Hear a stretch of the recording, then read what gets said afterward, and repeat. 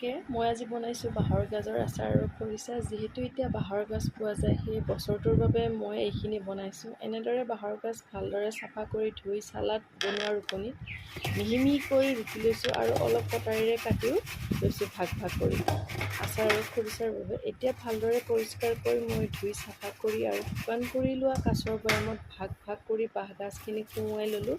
ৰুকি লোৱাখিনিত মই পানী দিয়া নাই, কিন্তু সৰু টুকুৰা কৰি লোৱাখিনিত মই পানী দি সাপৰ লগাই দিলোঁ আৰু এইখিনি মই ৰ'দত দিলোঁ। মাজে মাজে আপোনালোকে ৰ'দত দিব আৰু ছমাহমান পিছত এইখিনি খাবলৈ সোৱাদ লগা হ'ব। লগতে ৰুকি লোৱাখিনিৰ পৰাই মই আচাৰ অকণমানো কৰি থলোঁ। ইয়াৰ বাবে মই শুকান জলকীয়া, সৰিয়হ অকণমান, জনিগুটি, জিৰা আৰু তেজপাত শুকানকৈ অলপ ভাজি ল'লোঁ। এতিয়া সেইখিনি ঠাণ্ডা কৰি মিক্সিত গুড়ি কৰি ল'লোঁ আৰু মই আচাৰৰ বাবে অলপ মিঠাতেল আগতে গৰম কৰি ঠাণ্ডা কৰি ৰাখিছিলোঁ।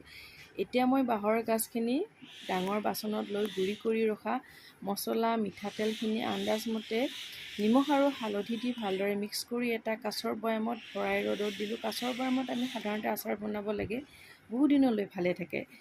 এতিয়া মোৰ আচাৰ আৰু খৰিচা ৰেডি, যিখিনি মই ৰ'দত দি থলোঁ। আপোনালোকে মোৰ ভিডিঅ'টো চাই কেনেকুৱা পালে জনাব। লগতে মই যিহেতু নতুনকৈ মোৰ ইউটিউব চেনেলত এই বাঁহৰ গাজৰ আচাৰ আৰু খৰিচা বনোৱা ভিডিঅ'টো দিছোঁ, কিবা ভুল হ'লে জনাব। লগতে মোৰ চেনেলটো লাইক আৰু ছাবস্ক্ৰাইব কৰিব সকলোৱে। যদি ভাল পাইছে, নমস্কাৰ। মোৰ ভিডিঅ'টো চোৱাৰ বাবে সকলোকে ধন্যবাদ।